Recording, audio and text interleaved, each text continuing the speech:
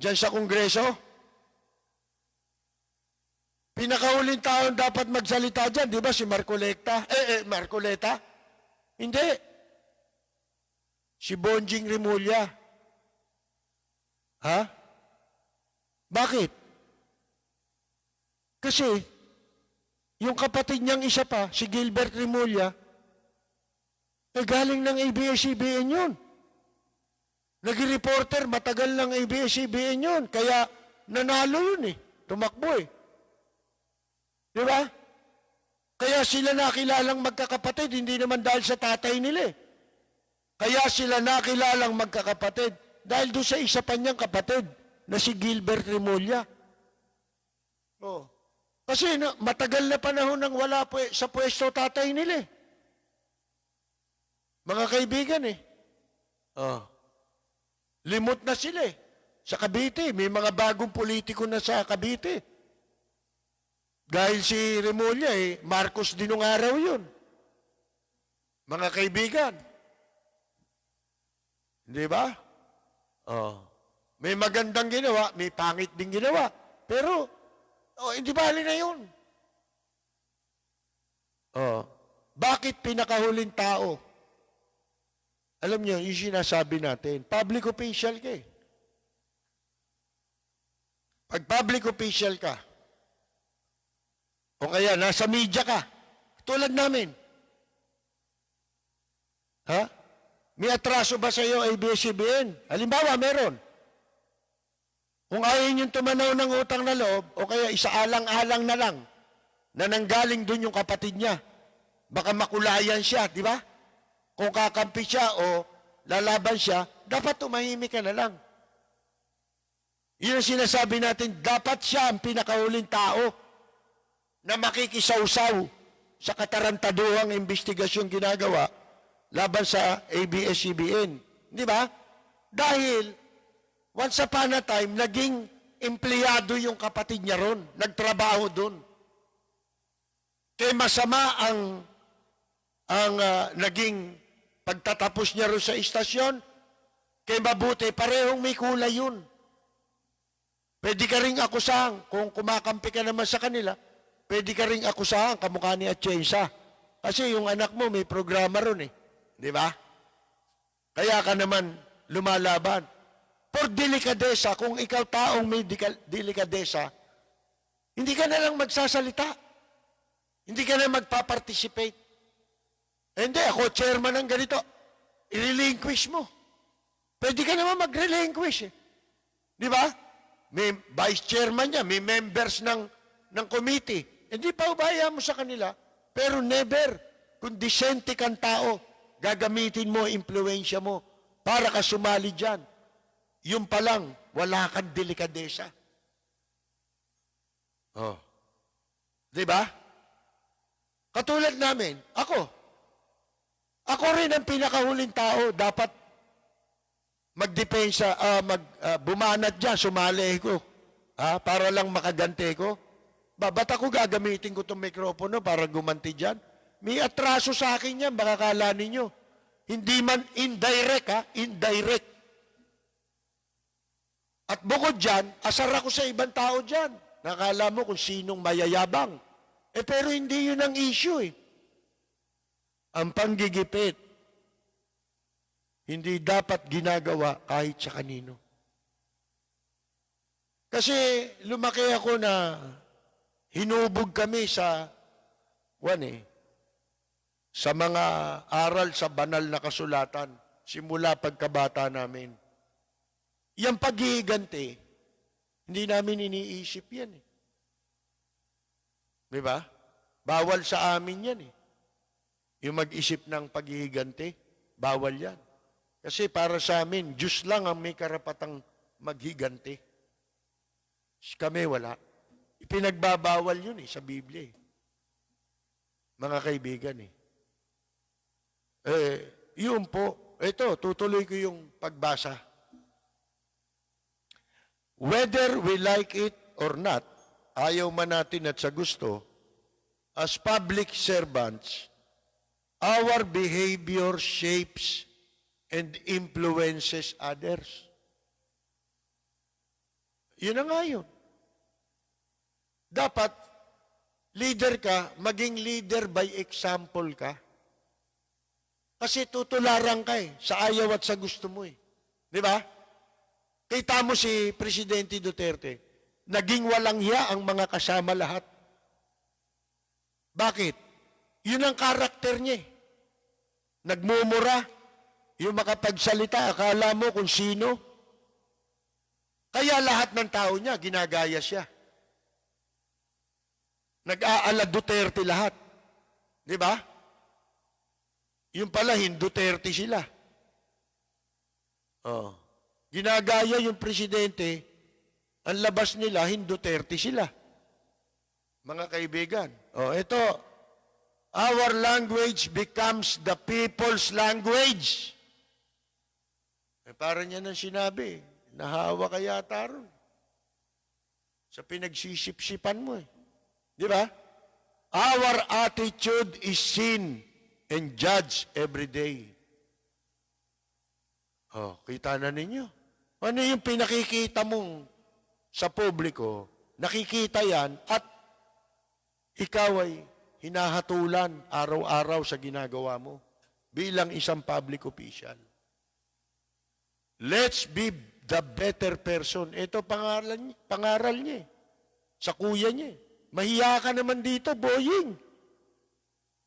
Oh, pagka ito hindi pa nahiya, tagang wala na ito. Kumbaga sa sakit, hindi na kaya ng albularyo to. Na tapal-tapalan ng mga kung ano dahon. Hindi na makukuha sa tapal ito, mga kaibigan. Incorrigible na rin ito, kumbaga. Let's be the better person. Makinig ka sa kapatid mo. Ang masama nga niyan ngayon, pag ikaw, nagpayo ka ng mabuti, ginagawa masama yung payo mo, minamasama Tingnan natin kung mamasamain niya to, di ba? Yan ang karaniwang nakikita natin ngayon Kasi napapahiya rin sila magre-reflect din sa kanila yan. Ba't kami kapatid mo yun, di ba? Di ba pagka kaya nga nung araw napakataas ng moralidad ng tao ng values ng tao. Di ba? Yung kinukwento natin minsan lalo sa yung mga mga tao noon. Si Mayor Lim nga kinukwento, di ba? Pagka daw, halimbawa, sa bahay ninyo, sa pamilya niyo, meron lalaki nakabuntis ng babae, naku, lintik na kahihiyan daw. Yung bahay nung nakadisgrasya ng babae, sinasara lahat ang bintana. Hindi sila lumalabas hanggang hindi naaayos yung atraso. Halimbawa, hindi napanagutan, di ba?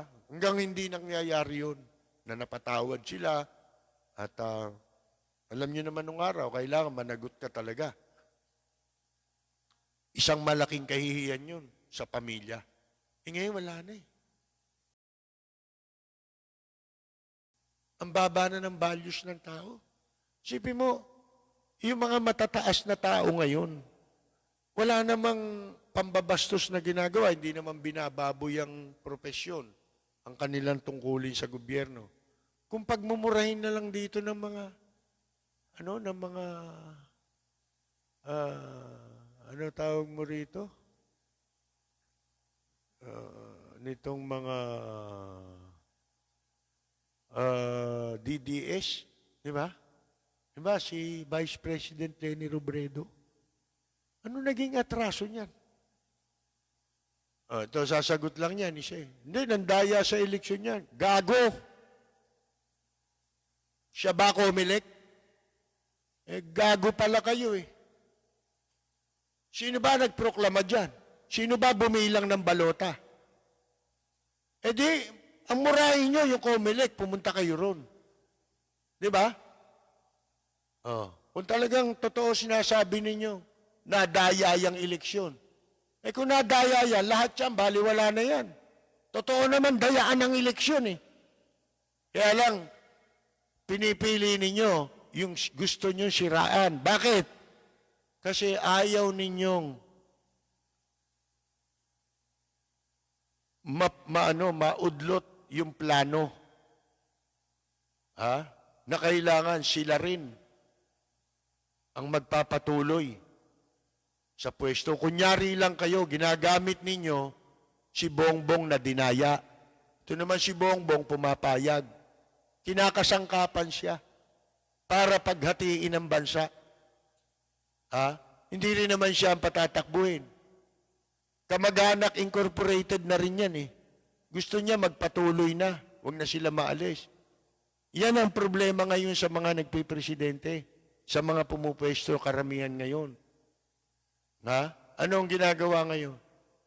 Ayaw nang umalis sa pwesto, di ba? Kaya nga hindi nila naipasa, hindi nila naigawa ng enabling law, yung pong anti-political dynasty. Bakit? Sa gabal sa ano yun eh. Sa kanilang pangarap yun eh. Di ba? Nagpapalit-palit lang eh. Sa pwesto eh. Ayaw na nila. Mawala sa pwesto. Kauupo pa lang yan. Ang lumalabas ngayon, ang pinaghahandaan lang, ang ginagawa lang, ang abala lang itong administrasyon ni Presidente Duterte para sa 2022. Pero nakita nyo ba, may nagawa ba? Dito na lang sa pandemic. Kalimutan na muna natin yung iba. Magkano pondo nila andyan? Nasaan lahat yung inutang? Nasaan yung donasyon? Bakit hindi nakadeklara kung saan ginamit? Di ba? May nakita ba kayo kahit face mask man lang nakapamigay ba sila? Sa publiko? Samantala sa ibang mga bansa, hindi rin na mamayaman na bansa. Sa kalye, dumaan ka, bibigyan ka ng face mask. Dito, nangyari ba yan? Ano nagawa nila rito? Balik probinsya. Ano nangyari? Nagbalik probinsya, kumalat doon sa Ormoc, wala naman dati. Nung nagbalik probinsya, nahawahan doon. Hindi pa yun. Hindi maihatid. Isipin mo, walang nagpapatupad. Di ba? Ang tao nandyan, nasa ilalim ng tulay, natutulog. Noong isang araw, inutos, pakainin daw. Pinakain ba? Pumunta kayo. Mga kaibigan, sige nga, nasan yung pera? Inilubog ninyo sa utang ang Pilipinas sa panahon ng pandemya nang wala kayong nagawa. Sabi ko nga, sa Korea, ang ayuda sa Korea, binibigay sa kanila parang credit card. Para mga rito, yung mga Paymaya, mga ganon. Ano ba tawag doon? GCash, mga ganyan. Kaya lang, yung card na yon, kung magkano laman nun, at nilalagyan ng gobyerno yun, pwede mo lang gamitin yun sa pagkain. Mamamalengke ka. Yung kailangan mo sa pagkain, bilin mo hanggang gusto mo. Hindi mo magagamit sa luho. May nagreklamo ba ron sa Korea? Wala. Dito lang, sa buong mundo, tayo lang. Hindi maipaliwanag, mga kaibigan.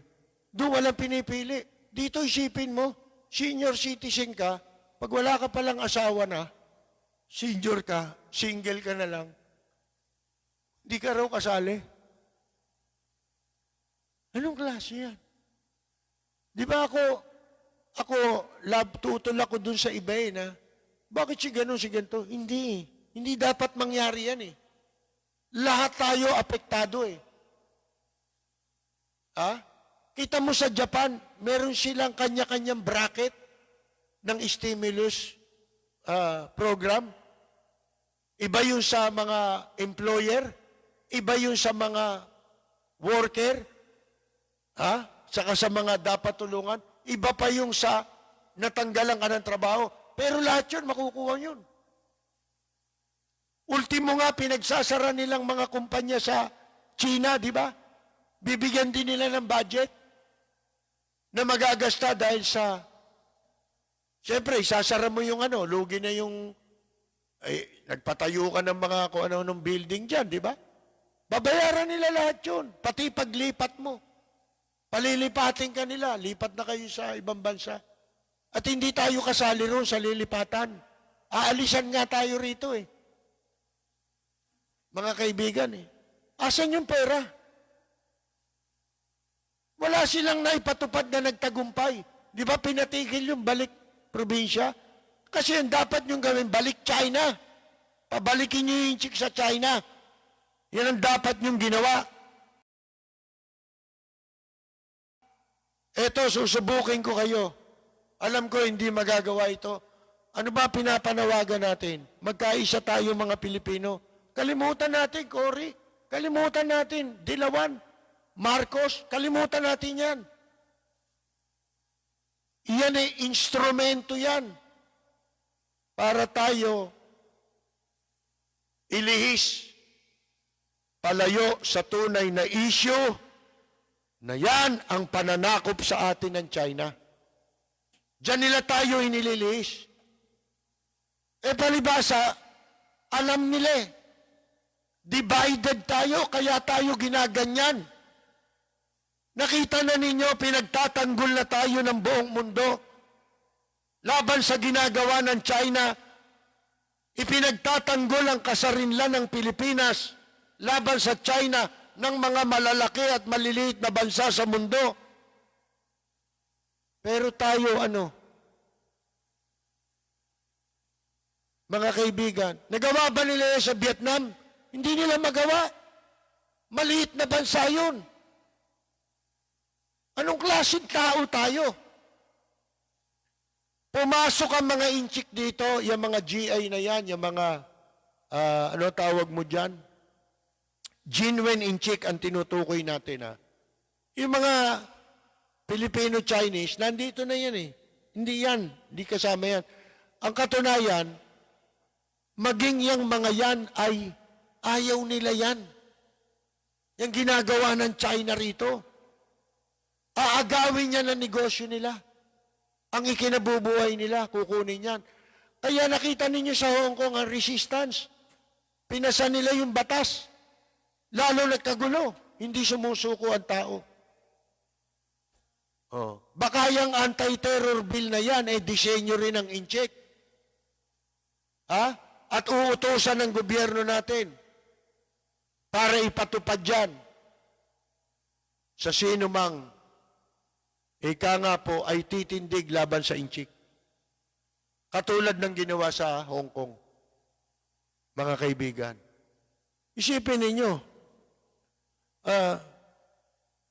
tayo walang ginagawa. Nung pumasok sila dito, Pogo, nagsipagtayuan ng restaurant, di ba? Ang dami. Yung mga Pogo, ano yan? Yung nagsiservisyo sa kanila. Nagke-cater ng mga restaurant, di ba? Ang dami. Minsan maliligaw ka, wala kang makainan, hindi ka papapasukin. O kaya hindi ka intindi para lumayas ka. Walang kakausap sa'yo. Ito, hamon ko sa mga Pilipino. Kung Pilipino kayo, kaya nyo bang gawin yung ginagawa nila? Hindi ba? Mga bastos talaga yan. Mawalang galang sa Hong Kong, di ba? Pumunta ka dyan, hindi ka intindi, mumurahin ka ng inchik dyan, palalabasin ka. Ang gagawin, ganunin ka pag nalaman, Pilipino ka. Sandali, entertaining ka, pero pag tumawag ka, chu-chu-chu, gaganunin ka. O kaya, pag nalaman Pilipino ka, chu-chu. Ganyan ang ginawa kay Vice President Binay nung mayor pa yan. Kaya nanampal ng yan ng inchik sa Hong Kong yan Sinampal ni Binay kasi pumasok siya sa tindahan, nagtanong siya, sabi sa kanya nung nagtitinda, chu-chu-chu-chu. Ginanon siya Mga kaibigan Sinampal ni Binay. Napresinto si Binay doon. Ito lihim na istorya to Ang nagsabi sa akin kung sino yung pumunta sa kanya doon. Para doon sa presinto, sinundan siya roon. Sinabi nila, mayor yan, ganyan-ganyan. Kahit mayor, napresinto siya. Di ba? Pero, bastos yung ginawa eh. Di ba? Maitim pa naman si Vice President Binay, di ba? Sipin ninyo, eto ngayon, hamon natin. Kayo bang hindi kayang gawin eh. Hindi kayang makipagkaisa basta sa pera. Walang Pilipinong makikipagkaisa. Maniniwala ba kayo? Yan lang, mga nagpapaupa na yan, mga walang hiyang Pilipino. Nagpapaupa ng incheck. Na dati, mayroong mga tenant silang Pilipino, pinalayas nila. Kasi papapasukin nila yung mga mangungupahang bagong mga incheck naman, na mas mataas ang upa. Times 4, times 3 ang upa. Palalayasin mo yung kapwa-tao mo. Mga kaibigan, kapwa mo mamamayan, kapwa mo Pilipino, mga hayop kayo, hindi nyo kayang magkaisa. Kahit na imposible, pinipilit nating ukil-kilin niya sa utak ng mga Pilipino. Magkaisa tayo. Isang tabi natin ang politika. Ang politika, politika lang yan. Hindi tayo, kung ano man ang politika mo kay Ninoy, sa Dilawan, nagawa mo na ang tungkulin mo. Nung magkaroon ng EDSA Revolution, nagawa na rin natin ang tungkulin natin sa pagpapatalsik nung kay Erap Plander Estrada. O kung ikaw naniniwala ka, masamang tao si Marcos, nagawa mo na tungkulin mo nung EDSA Revolution. Tapos na yan. Bakit ka sasali sa personal nila? Personal lang nilang alitan na lang yan. At kung talagang totoo silang mga leader, kinakailangan pangunahan nila ang Pilipino. Sila ang dapat unang magpakita ng pagkakaisa. Kaya ba nilang gawin yan? Hindi nila kayang gawin eh. Kaya kung ang problema natin ngayon, leader. Wala tayong leader eh. Dekorasyon lang tong gobyerno, pahirap lang. Ano bang tinulungan ba tayo ng gobyerno natin ngayon? Sa pagbabayad lang sa kuryente, may naitulong ba yan? Sa pagmamalabis? Sa atin? May tinulong ba sila? Wala eh. Lahat ng laban sa mamamayang Pilipino, lahat ng magpapahirap sa atin, magpapabigat sa buhay natin, pinapayagan nila eh. Taas ang tuition fee, taas lahat. Hindi ho ba? Hindi gobyerno yan. Wala tayong leader. Ito'y dekorasyon na lang ito. Nagtitiis na lang tayo hanggang 2022. Mga kaibigan. Pero sino yan leader na yan?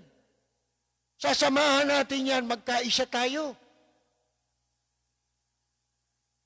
Mga kaibigan, kung sino man yan. Di ba?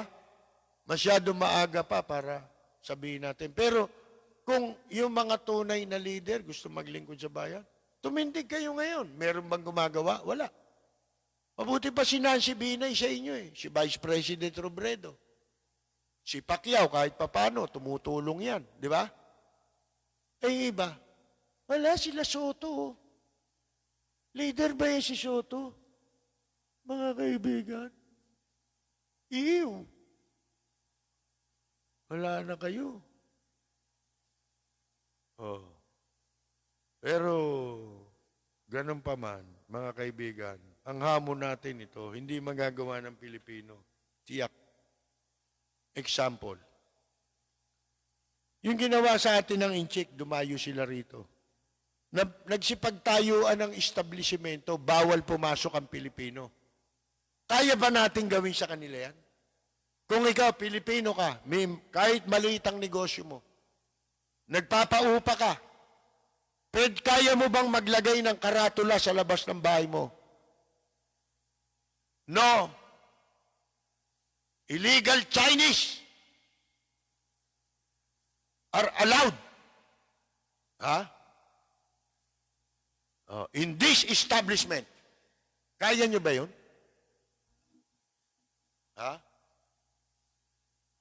Kaya nyo maglagay ng sign na yun? Hindi nyo kaya. Bakit? Pera! Kaya huwag na tayo magreklamo. Pag-uusapan lang natin kung ano yung tama, kung ano yung mali. Pero para umasa tayo na meron tayong mapapala sa gobyernong to, lawa. Lawa. Lawa. Anti-terror bill, ano ba sabi ko? Nung una pa lang, papasa nila yan. Bakit? Hindi naman sila nakikinig sa tao. Kailan ba sila nakinig? Sa taong bayan.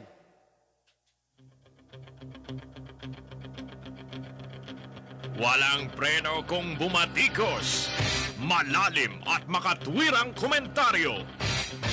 Mag-ingat ang mga politikong gumagawa ng kalokohan at baka kayo ay tamaan ng Rapid Fire! Meron tayong mga babatiin ngayon, mga birthday celebrator, mga kaibigan. Pero iba, tapos na eh. Babatiin natin, belated happy birthday kay Mori Justin Gomez. Siya po ay nag-birthday nung June 27 pa. Medyo na late ang pagbati natin. Belated happy birthday kay Mori Justin Gomez. Last June 27 siya nagdiwang. Anak po siya ng mga veterano at mahuhusay na musician. Pamilya nito, mga musician. Si anak siya ni Bobby at ni Noemi Gomez ng The Brothers Unlimited. Sino ito? Birthday din ito naman, birthday po ni Jose P. Oblimar ngayong araw na ito, July 3. Binabati natin si Jose P. Oblimar. Ngayong araw ang birthday niya. At binabati naman natin ng advance happy birthday si Ginoong Evangelito Dalangin na nasa Saudi Arabia. Ang birthday niya po sa linggo birthday ni Evangelito Dalangin sa linggo ho. Advance happy birthday sa kanya. May birthday ngayon, Jose P. Oblimar. Si Maureen Justin Gomez naman, last June 27 na naging birthday. Sabi ni Evangelito Dalangin, masaya na raw siya kahit walang handa, basta mabati lang sa programa natin. 5 buwan kasing walang sahod dito sa Saudi at walang food allowance sa company, lalo na walang ayuda na binibida galing sa gobyerno natin. Isipin niyo, daming kinawawa ng gobyernong ito sa panahon ng pandemya. Ang mga kababayan natin doon, tapos sasabihin ninyo, theatrical yung namumulot ng basura. Siguro kahit tayo dumanas ng gano'n, mamumulot na rin tayo ng basura, di ba? Bakit ba hindi? Kung doon tayo makakahanap ng makakain Dahil wala naman silbi gobyerno, di ba? Gusto nila, sila lang kumakain. Yan birthday ho yan At ito rin si Ginoong George Borabo ay magbe-birthday din po sa linggo. Happy birthday, advance happy birthday kay George Borabo at kay Ginoong Evangelito Dalangin na OFW natin sa Saudi. At si Ginoong Jose P. Oblimar, ngayon ang birthday. At belated happy birthday kay Mori Justin Gomez. At dahil birthday po nilang lahat, narito ang ating pagbati. Para sa nagdiriwang ng kanilang karawan, Happy birthday, ang bati ko, ang bati namin sa iyo. Nawa ay lumigaya ka.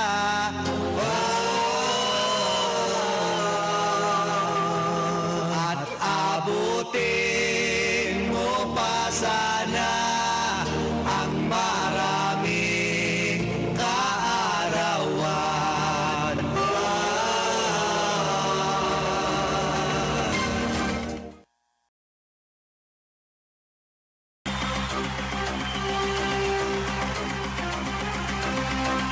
Atin pong ipapaalala ho sa lahat ng mga nakasubaybay sa atin, simula po sa Lunes, Biyernes ngayon, di ba? Ito pong Lunes na darating, magsisimula na po ang ating palatuntunan na mapapakinggan sa bago nating lilipatang himpilan. Mapapakinggan po tayo alas 11 hanggang alas 12 sa bagong himpilan natin. Pero ang live streaming po natin, magsisimula alas 10 ng gabi hanggang alas 12 na po yun. Pero yung alas 11 hanggang alas 12 po ay sabayang mapapakinggan sa DWBL, 1242 sa inyong talapihitan. AM, DWBL 1242 kilohertz sa dial. Diyan po tayo mapapakinggan simula po sa darating na na Lunes. Iimbita sa inyo na Ito po si Nonoy Zuniga, nag-iimbita sa inyo na sumubaybay at makinig lagi sa Lapid Fire. Ito ang programang mapanuri, may tapang at napapanahong komentaryo. Dito tayo sa Lapid Fire. Walang preno kung bumatikos. Malalim at makatwirang komentaryo. Mag-ingat ang mga politikong gumagawa ng kalokohan at baka kayo ay tamaan ng Lapid Fire! Meron pong tanong sa atin at mensahe na ipinadala si Mimi Vallejo sa Japan. Magandang hapon, sabi niya.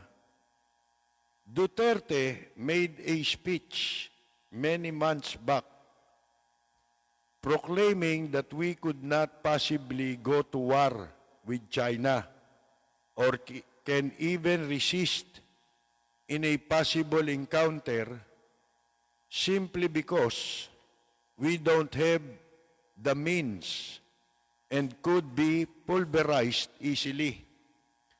Now, we have this hanging over us. How can we raise an argument to counter this? No one has the courage to talk about this extensively. When are we going to confront this? Is it when China rams its warships straight to Manila Bay? Galing ho yang katanungan na yan kay Mimi Vallejo. Ang tinatanong niya, walang may tapang na magsalita dito ng extensive, yung malawakan. Kailan anya natin haharapin ito? Kung ang mga barko ng China, isasadsad na lang nila sa Manila Bay? Mga kaibigan, ang sabi raw kasi ni Presidente Duterte sa kanyang talumpati ilang buwan na nakakaraan, ipinroklaman niya na hindi tayo pwedeng makipaggera sa China or hindi din tayo pwedeng mag-assert, mag-resist in a possible encounter simply because sa kadahilanan na wala tayong panlaban, di ba? At madali tayong pupulbusin. Mali po yung sinabi niya ni Presidente Duterte. Siya lang naman nagsabi nun Hindi naman kinakailangang ibig sabihin gera kung atin pong paninindigan ang desisyon na pabor sa atin. At yun nga ang pinanghahawakan ng mga malalaki at maliliit na bansa na nagmamalasakit at ipinaglalaban ang kasarinlan ng Pilipinas diyan sa mga teritoryong sinakop ng China. Mga kaibigan, yun na nga pinanghahawakan. Merong desisyon na pabor sa ating interes na hindi na tayo mismo ang hindi nakikipaglaban. Paano nga naman? Walang tumitindig. Sabi nga ni Mimi Vallejo, paano yan? Walang may lakas ng loob o tapang na pag-usapan yan. Yun na sinasabi natin. Kinumpormiso lang tayo ni Presidente Duterte dyan Ang iniisip lang, kaligtasan niya Mga kaibigan Siya, hindi siya mapapahamak kahit ano mangyari. Pilipino, bakit mo ikinumpormiso ng ganon? Pinayagan niya lahat na sakupin tayo rito. Kaya nga nagsisipag-sipsipan niya sila Boying Rimulya, may property sila, ibinenta nila sa Inchik. Nasaan yung property? Nasa coastline ng Manila Bay Di ba ang mga inuokupahan lahat ng coastline? Ang dali-dali na napasok na nga tayo Yun na nga ang gagawin dito. Isasadsad lang yung barko rito. Nandyan lang Kita mo, nababangga yung mga sasakyan pangisda natin ng baliwala. Ba't sila nandito? Bakit nandito sila sa malalapit na yan, yung mga barkong yan na nakababangga dyan? Di ba?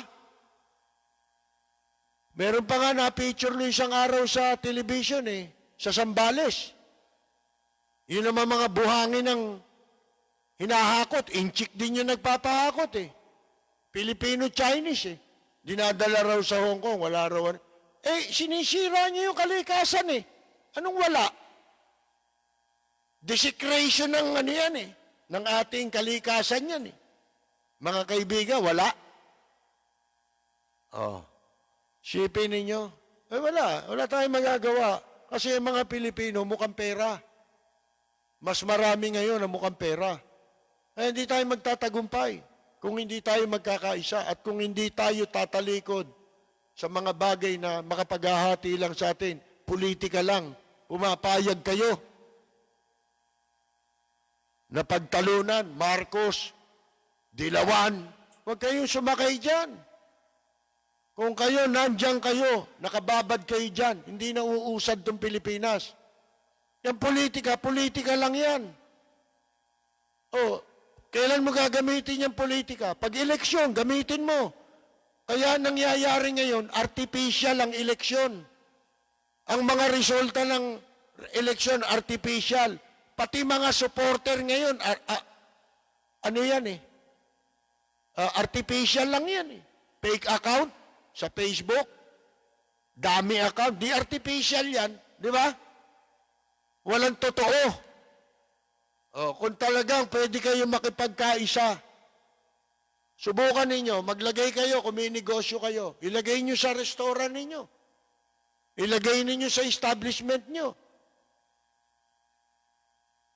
na bawal ang mga illegal na inchik na pumasok dito sa Pilipinas, bawal pumasok sa establishmento ninyo.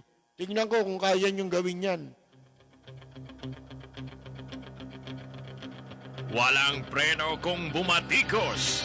Malalim at makatwirang komentaryo.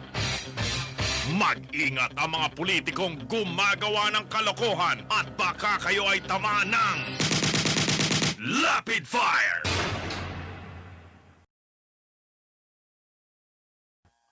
Mga kaibigan, babati-bati muna tayo. Ho. Sa Lunes, huwag niyong kalilimutan, mapapakinggan na ho tayo sa DWBL 1242 kHz. Pagsapit po ng alas 11 ng gabi hanggang alas 12 ng hating gabi. Pero nagsisimula ang live streaming natin alas 10 po ng gabi. So, 2 oras ang live streaming natin. Sa radio po ay 1 oras tayo. Si Senyor Bon Bonales, isa pong musician, binabati natin.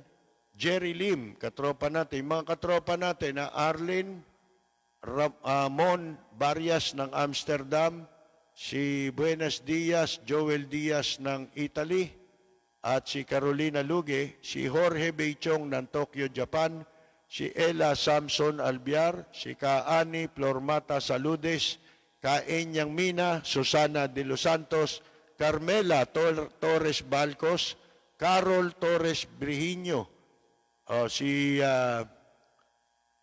mahusay na singer, aktor, at kanina siya yung napakinggan ninyong bumibigkas ng tula na isinulat ni Francisco Baltasar sa aklat na Florante at Laura. Ngayon, sino pa? Si Andres Bonifacio, si Raul Villanada, si June Mariano, binabati natin, dating actor po yan, si Danny Trias, isa rin hong veteran musician, siya po ang lead guitarist ng bandang FBC Revert o Family Birth Control Revert. At ang mga tropa natin sa FBC, sina Toots Almasan, Senyor Toots Almasan, original yan, ng Family Birth Control. Si Mama Gigi, yan. Si Ria, yung kanilang bagong singer. Si Magnolia Salcedo Zoleta, Susan, si Susan, bati na natin. Si Oscar de Jesus nga pala ng California. Si Luningning Mabasa Barawid, Robert Cortez ng San Bruno, California. Boy Tapang ng, saan ba si Boy Tapang? Si Rudy Santos, veteran musician din, original member ng bandang Horoscope, nasa California po. Rafael Joaquin, si Romualdo Reyes, Edwin Javier Cosme Aparejo, Larry Atanasio, Maria Cruz, Joji To, si Rolly Hernandez ng Maynila, James Mata, at ang kanyang ina, si Ginang Angelina Castillo, Cynthia May Asgar, Maria Elena Vidal, nanonood from Bacoor, Cavite, si May J, Concepcion Ison Chulbo, at saka si musician din, si Ledge Chulbo, Marlon Lansangan ng Silver Lake, Los Angeles, California, Alex Camacho, Walden Kihan Berry, family of musician po yan, nasa Guam, si June Gases, ang original vocalist ng dating bandang Abracadabra, na nakabase din po sa Guam. Virgilio Cancino de Vera ng Tokyo, Japan. Si Jing Palomo, veteran na singer din, at ang kanyang mister na si Wilson, nasa po sila, US of A. Alvin Samson ng London, Reddy San Miguel, Connie Gengnagel ng Greenwoods, Dasmariñas, Cavite, Wilson Barayro Caringal, Louis del Rosario Bay, si Roger Buri ng San Pascual, Batangas, RJ Rivera, Celso Paglingayen Aguilar, DC Encarnacion, Sunny Labanon ng Valenzuela, si John Panopio ng Sydney, Australia, Baste Sebastian from Tondo, Manila, si Freddy Datu, Rosalina Santos, Levi Panahon, Joey Regalado, Los Angeles, California, Jimmy Reyes Montaos, si Longba, Leonardo Arumin from Las Vegas, Nevada. At binabati niya ang kanyang mga anak na si Leomar ng Florida, USA, at sina R.N. Mark Leonard, siguro registered nurse yun, ano? Lester at Lalaine ng Herbosa, Tondo. Ba, mga taga lugar natin ito, Herbosa tayo eh. Abo Jose, si Rogelio Alfonso, si Marisa Martinez, Richard Galliano, Charin Justin, Lani Liwanag, Loida Haruda from Hong Kong, ang katropa nating Gina ng Maynila, Alex Darang from Roma, Radex Gonzales, si Fe Cuizon, ang batikang broadcaster na si Senyor Antonio Salao, Tony Salao, sama natin yan sa Radyo ng Bayan. Francis Mangahas, oldies but goodies, musician po yan. Reynaldo Dizon, si Mirna Guillermo at si Roxanne Rankin. Binabati natin si Roxanne Rankin sa Florida at Mirna Guillermo sa Chicago.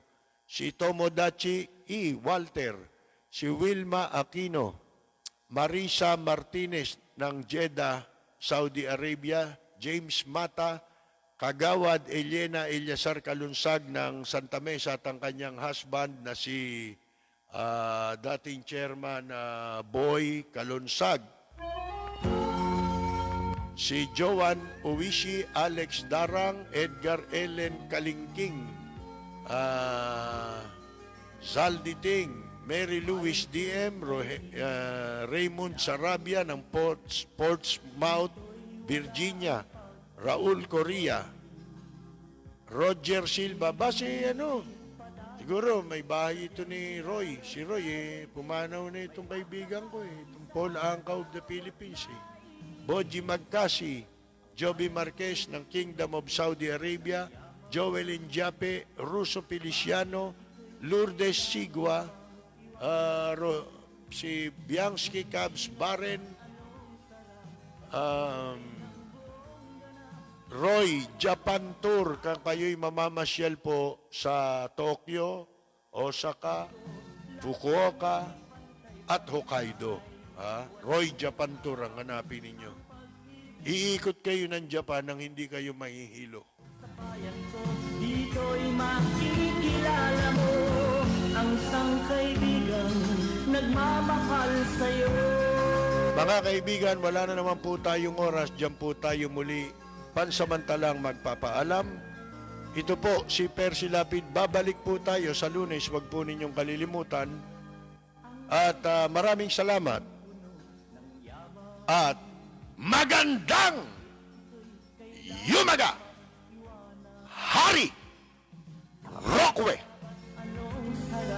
Mabuhay ng buong ganap sa bayan mo, sumapit ng yaong wakas. Dito sa bayan ko, lahat kami pantay-pantay.